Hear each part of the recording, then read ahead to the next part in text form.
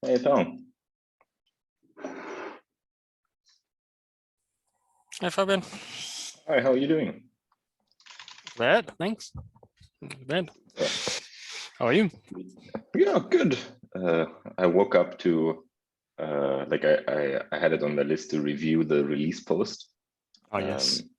And I think there is some confusion around what deprecating something means and what removing something means. And I think I may want to like record a small video on what these things mean, because it gets confusing when people use these things differently, right? And then it gets confusing for our customers.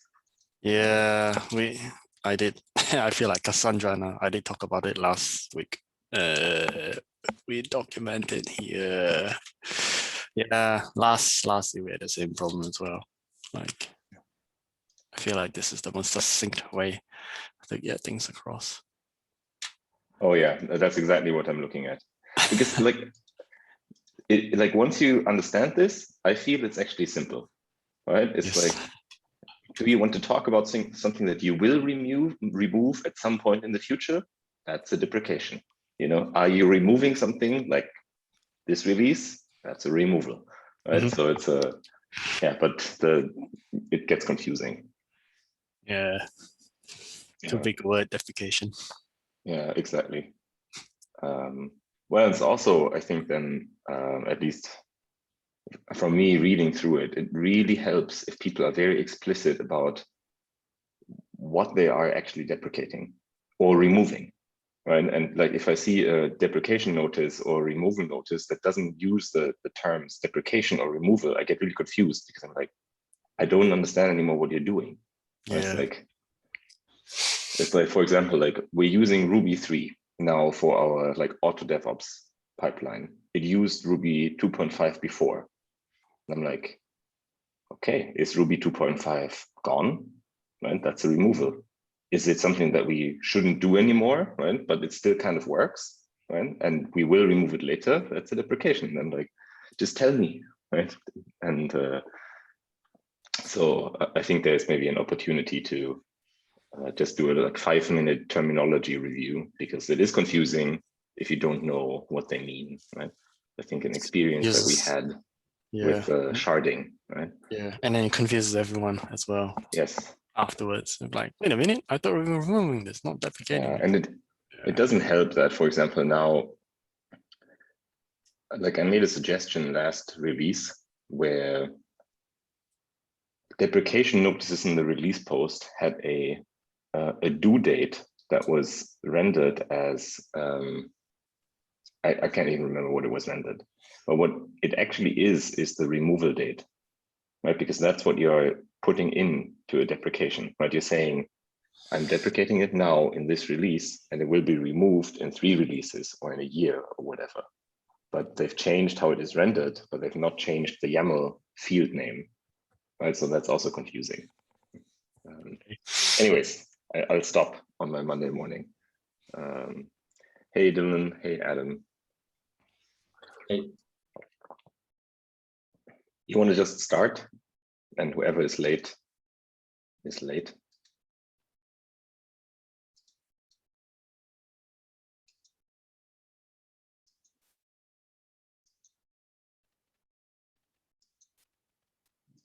Dylan, you wanna kick it off? Yeah, I would love to kick it off. I'm excited. What did I write? Okay. Yeah, looks like Craig's already responded to me, but basically I've written down a plan already for what we're going to do in terms of migrating the CI tables to a new database with a minimal downtime process. That's in the merge request there. A lot of what we talked about earlier on in this project was like, okay, migration helpers, application code that's going to help us perform this migration. But given that we're dealing with like 5 terabytes of data, we just don't want to be copying data across like that. It would be really impractical. So where we've landed is more like an outside the GitLab application, replicate state in databases, point DNS records around, and hey presto, we've moved everything. But what that means is it's like the whole plan there, which is somewhat lengthy, is all outside of the GitLab application. So it would be, yeah, it would be beneficial to get involvement from infra earlier on, even if it's just like glance at that and tell us if we are on the wrong track or if they're just completely unwilling for us to tackle it that way, and then we've got to come up with a different proposal. You know, in the ideal case, much more collaboration and iterate on that proposal with us, but yeah, I can vocalize Craig's Craig. not he here, said, has said that he's fine with me pinging Jose and Brent for the time being on that merge request until we get dedicated SRE. yes. Like my suggestion would be, so if I understood correctly from last week, there's a request out to actually get an SRE as sort of a stable counterpart. I think that's going to be quite important. I would just ping people early on it right now. And if we get sort of engagement in a timely manner, we have no issue. If you don't hear anything, then I think we need to review and say, hey, we try to get you engaged. This is important, right? But I would just go for that. That makes sense. Okay, I had the next one on there too, which was around the migration plan, which I've written up. If we go ahead with our CI instance variables, moving that to a separate database and being that as our first objective, it'll be a little bit 2 steps forward and 1 step backwards, because we'll be writing code to migrate the CI instance variable table to a new database, but that won't be how it will actually work when we switch to when we go with the migration plan later, which actually just involves replicate the entire database and point the CI to be on the new Petroni replica, and that's kind of how the move operation is going to really look for the big move. So like I said, I think it might be fine for it to be 2 steps forward, 1 step backward, if it allows us to start writing the application code and a lot of things ahead of time. We're getting a lot more clarity on this stuff now, and the CI instance variables plan is not necessarily as aligned, but I don't think that this is like a problem. I'm kind of like thinking that like we just have like two paths. Like one is like the big migration, and second one is like application changes. The tricky part is like if we follow Dylan like your model, like we're gonna not truly run the migrations that we will define in the CI path. That's the main difference. So then the question is like how we can ensure that the schema of the CI path after migration is exactly the same that we intend this schema to be, because this would be like the potential problem to have. But I guess this is more like the migration validation step to perform. agree with the problem, and I think we'll come up with a solution to that. So yeah, I think the CI instance variables work can help us get towards that solution too. So it seems fine to work them in parallel. At the moment, I've just wrote a validation test example that is comparing the 2 schemas are identical across the CI and the main database. It's based on Tong's branch. It's maybe in line with what you're saying to an extent, but it might not be solving the exact problem you're talking about.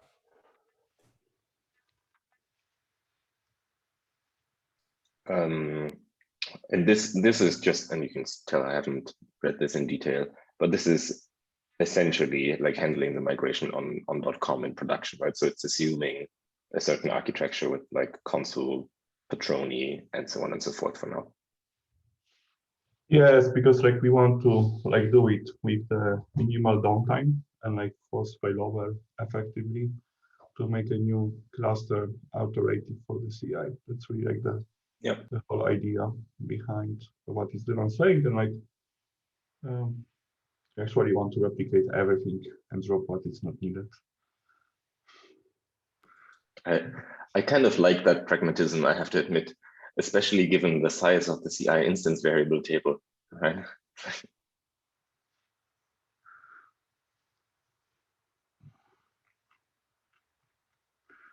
Alrighty, I got the next one as well, since I was just on a roll of writing things down. I think we have this word primary that's in our glossary as already. I believe it's in our glossary. I didn't actually check that yet, but it means the database which accepts reads and writes. But Rails uses the term primary to refer to the default name for a database when you haven't given it one. And this is going to cause confusion when I'm trying to write code where we're writing log statements to say which database. This is related to code I'm not working on right now, but it's all terminology that me and Tom were talking about today, where it's like, if you want to refer to a write connection to the database that has all the data, that would be called the primary. And if you want to get the read data from, you would get primary replica, and then you'd CI primary and CI replica. The terminology won't work. And I proposed a few alternative words, but I mean, Tom's concern is legitimate, that it doesn't change the fact that Rails calls it the primary. But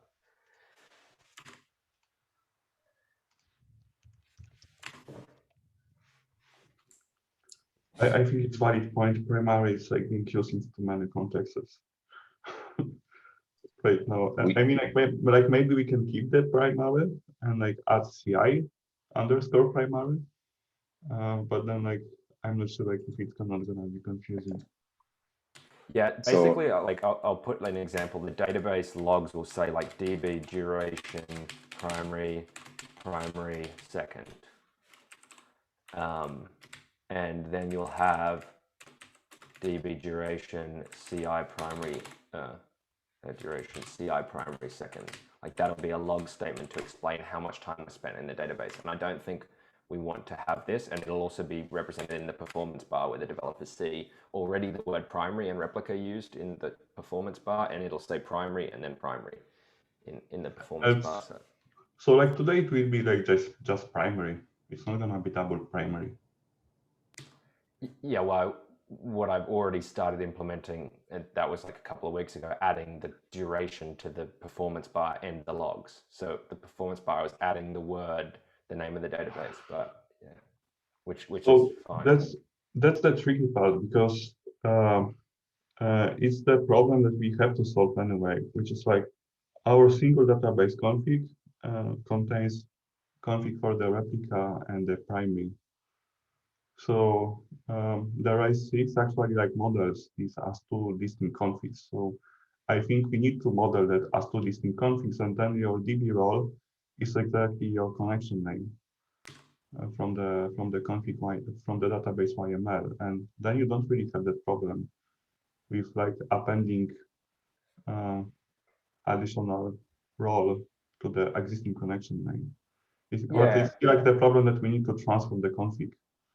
But I agree with you there. I don't know, there's also a communication problem, because if I tell you I'm talking about the primary database, that I've lost the ability to communicate that to you efficiently. When I tell you we are writing code that is dealing with the primary database right now, or we need to fix up the code part that deals with the primary database, I've lost the ability to communicate that. So I think just from my geo experience, we have similar problems. It's pretty bad. Right. So we've started essentially only referring to primary as sort of the read-write state, right? Rather than a name for something, because it can, and I think here with the effort that we're undergoing, it's going to get even more confusing, because you will have more than one database that is read and writable, right? So maybe we should really just think of names for the database that we're talking about, and then talk about them as being read and writable, right? Or not, right? Because that is, I think, what primary and secondary were meant to establish, for example, within the Petroni cluster, right? But it breaks down if you sort of span it like across those things. So I like the idea of like having a sort of a different name for those things, right? And then just talking about what state is it in, right? Is it read and writable, or is it a replica that is only readable? Do we agree on a name for the shared database? Did we call it shared database? I can't remember. I think I named it three different things in my diagrams based on the person that I was talking to and their preference. So I think we haven't aligned. I think we went from shared to main to unsharded, right? So I'm not sure we have a good name. I would propose either main or unsharded. Yeah, I don't like uncharted, but main I'm fine with. Uncharted is very confusing because we're splitting it up right now. Should we call it composed and decomposed? Composed. The main primary database, the main replica database. Yeah, that sounds all right. I think shared is also a good word, but yeah, the thing I want to think about is how we communicate it to other developers at the company. We want to be like super clear, like, you know, there are two databases that GitLab works with, the shared and the CI databases, and you know, most people are going to just work with the shared database. But I like shared as well, but you know, because we may have more than one feature database as well at some point, right? So it may not only be CI, it may be logs or archive, right? Where we name it after what it contains, but shared will always have things that we, you know, that are shared or common, right? But I'm not sure that's unique enough, right? Because I'm sure there's plenty of places where you have like shared things going on in code. The word monolith kind of also describes how we got here as well with that database, is another way to describe it. Like, I don't think that'll conflict. Like, it's the monolithic database that exists due to us working in a monolithic way for 10 years. But yeah, I think there I will like maybe caution about the political aspect of that. If we are talking about, you know, like no longer having a monolith, we are one step away from microservices.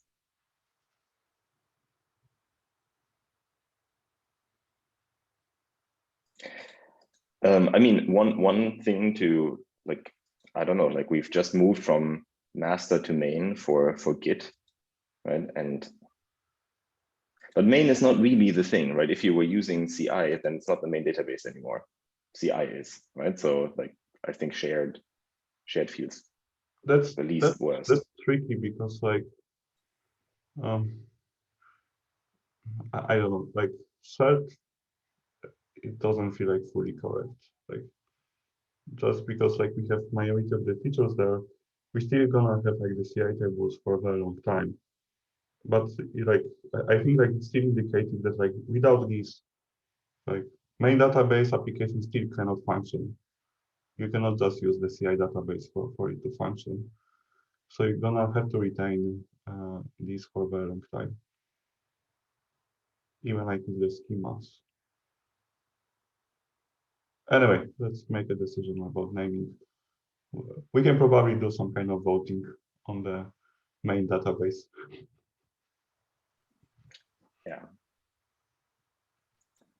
Yeah, I think that's maybe actually a good idea. Just go into like the Slack channel database, give two options, you know, explain the intent. And then choose what you think best and ignore the majority.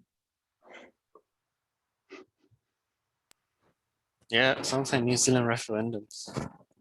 Like all the referendums in New Zealand are like, with 51%, you know, majority, we've decided Brexit is cancelled. No, that's a different percentage. Anyway, yeah, I think practically what I can do is I can reduce the mentions of primary minor for now.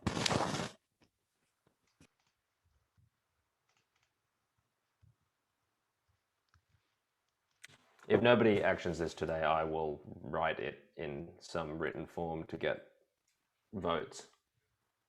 Just let's do voting between us. Okay, we can put it on our I can like put it on an issue. On like just for us. I think like it's not really. We're just gonna have too many opinions when we do like company wide. I think main and shared are the only two to vote between now. Is that fair to say? I prefer shared over main.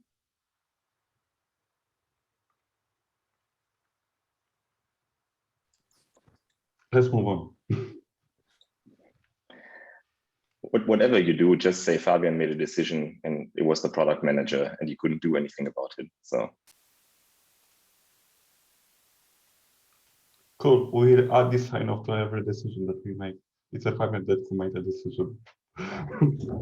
Yeah. Welcome to my world. Hey, Craig says what's the goal for this week? I can see the teams, but do we have a general goal? And I said, get GDK to work with 2 databases. I don't know if anyone has any other goals, but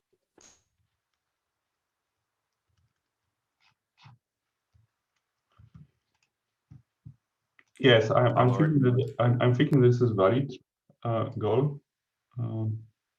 I'm still wondering about like the configuration design, how we can actually make it, let's say, unified.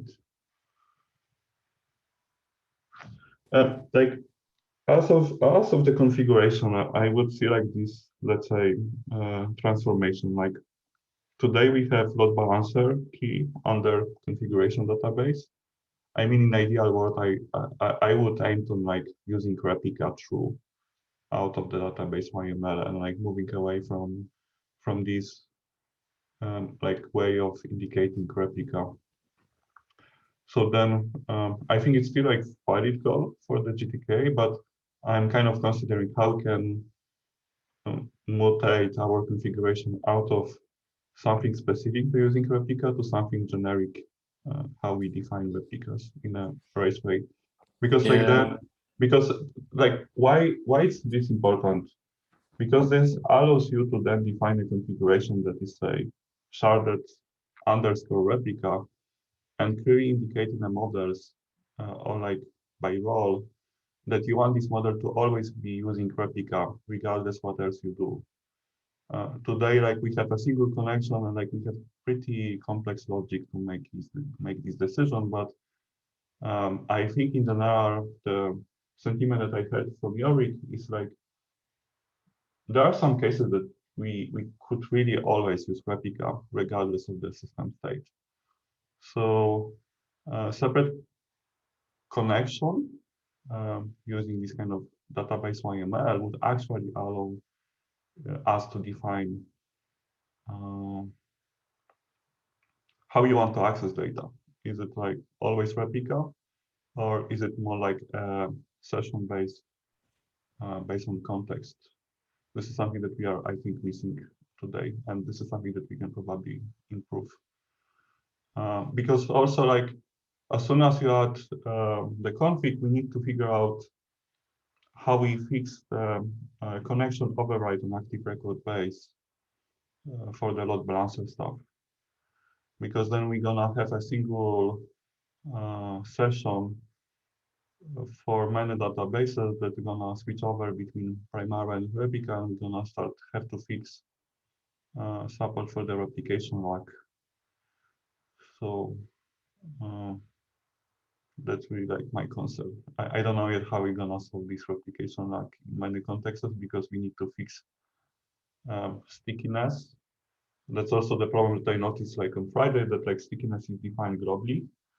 So probably we need to move stickiness onto model to leverage the connection assigned to a model. There is also the problem of the stickiness for the side key stuff that we introduced recently. There is also like replication like measurement to figure out if our application like is too big. So I think this is the first step, but really the next step gonna be reworking our replication support, replica support. there's also the dynamic databases as well, dynamic replica databases that we have. Yes, the tricky part is like that under load balancer stuff, there is actually a service discoverer that creates connection pool of the connection pools that we manually manage. So it's not a big deal, but something that we need to somehow as well model for the CI stuff. Mm-hmm. Yep. But none of that's modelable in Rails YAML syntax. We distinctly don't have the Rails syntax for production YAML because it is dynamic. Why? the hosts that exist are not hard coded as part of the deployment. They're No, embedded you basically specify SRV record, and we do on the application side read DNS to find all the hosts via service discovery to which we connect on the application. It's semi-dynamic because it's not updated. It's read only on the application startup, I think, or like when the worker cycles. So it doesn't update dynamically, but this is how we figure out all databases. So we don't put each individual host in the load balancer host, but rather we put SRV record from etcd. Yeah, so we won't be able to have a key in that YAML file that maps to a connection pool if we look up an SRV record and generate multiple connection pools. I don't understand fully the question. Sorry. Basically, you said, okay, we could put the host name in the production config production YAML, whatever database stuff. Then that host name would get dynamically generated into multiple database connections by looking up the SRV record. But that is not how Rails maps the YAML file. The Rails maps a top level key in the YAML file to a single database connection pool. Yes, this is correct. And this is no missing feature of the Rails, that there is no load balancing per a connection. We today work around that by adding load balancer key, and we're implementing that connection method. And we kind of create connection pool of the connection pools effectively by doing service discovery. So this is no missing feature of the Rails 6, that there is no service discovery or like load balancing of the connections there.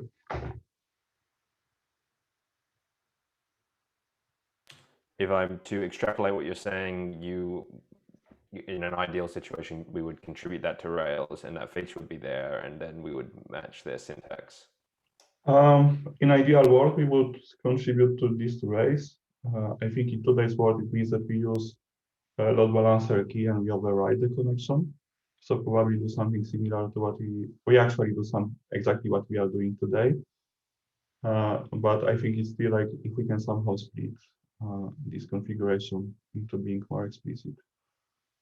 So I don't know yet exactly how this design gonna look like in the end.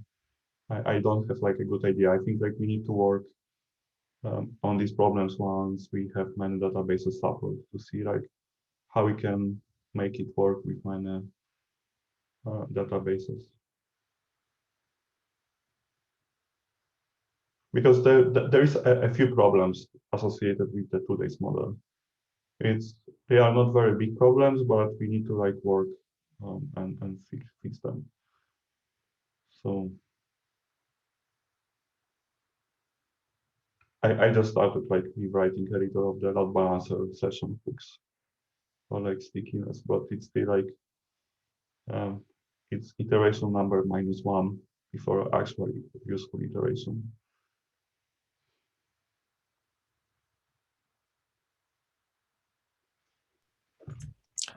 Do you have an MR that we could look at some point, Camille? Yes, I have this MR that I started rewriting this our methods on the session. It's kind of like to perform a cleanup.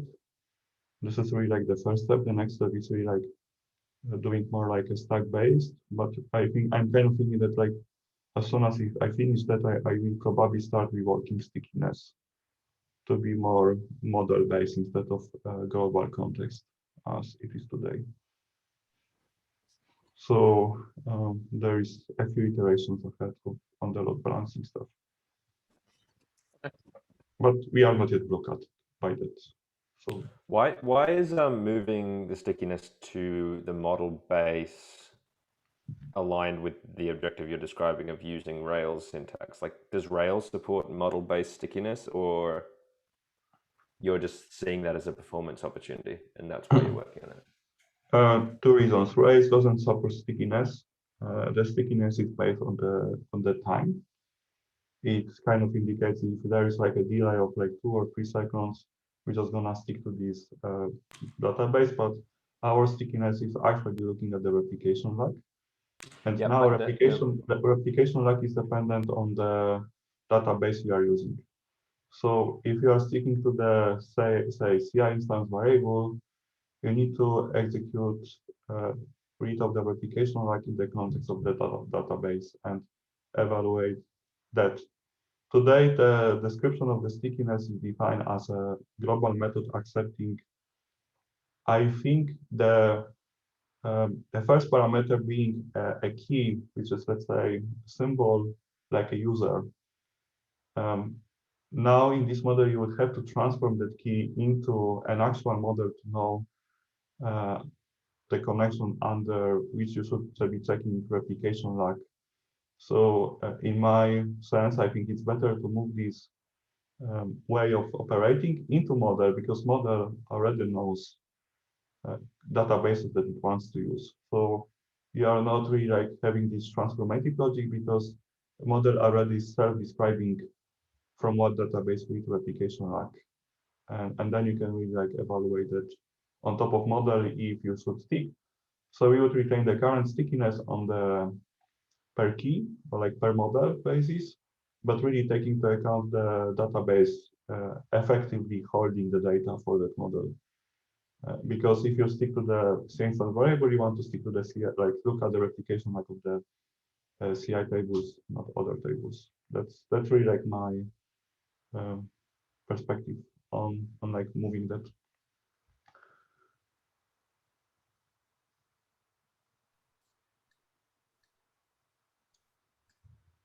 Thank you. I want to be conscious of time because I need to hop off. Did that answer your question, Dylan?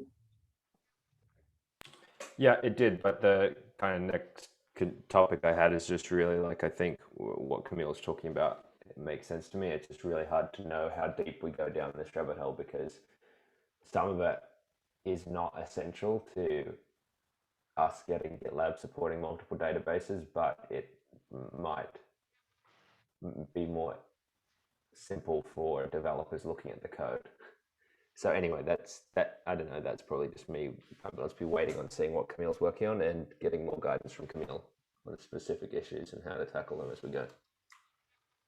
Yeah. So the part is like that with the instance variables is not really like needed. It's gonna be needed the more we move more tables, because we leverage stickiness very extensively across code base, and this has become a problem with more tables. So not yet a problem, but will be a problem. Many things in my life follow that pattern. So, okay, I have two small things just for my own understanding. It's like, are all of you using the build board at this moment in time? Because I'm not sure.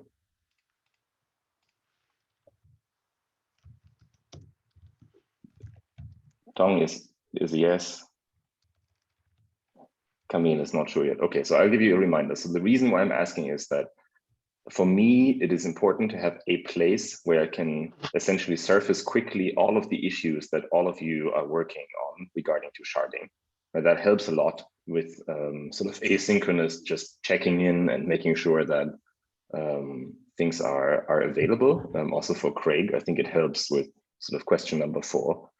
So my ask is, if you pick up an issue for sharding, please just label it with sharding active. That makes it show up on that board.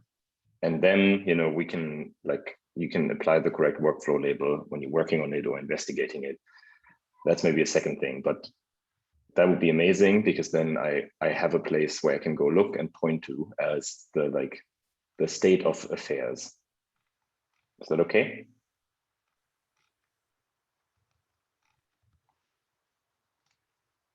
Thank you.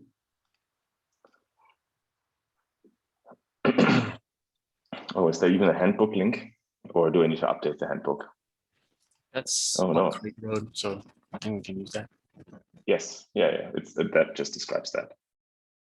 Should be minimal effort, right? And if you're working on MR and it doesn't have an issue, create the issue, add it to the epics, right? I trust that all of you are able to do that.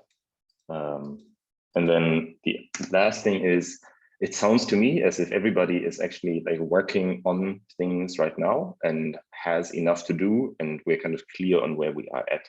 But I want to make sure that that is the case, because otherwise we need to make sure that we get that clarity. So nobody is like sitting on their hands, is my understanding. Cool, that's all. From my end, I am around, right? I'm obviously not super helpful with implementation work, but I am very interested in understanding things and understanding how they move forward. So if you ever have you feel like you want to have a chat, right, or like have a coffee chat and just bounce back some ideas, please feel free to reach out. But I'm trying also not to stand in your way while you're executing on those things. Just so you know. Super. That's all from my end. By the way, I tried to explain to my dad on the weekend what we are trying to accomplish. I think I was actually relatively successful in conveying it. And so I feel that's maybe not a bad sign.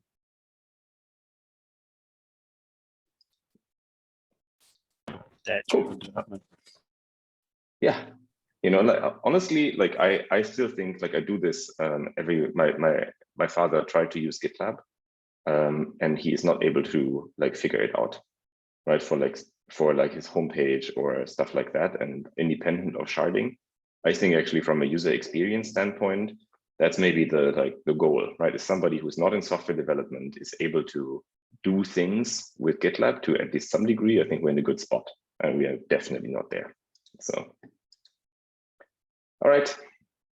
Have a very productive rest of your days, or good evening for Dylan and Tong. I hope the weather is not too cold. Otherwise, see you on Wednesday. Bye.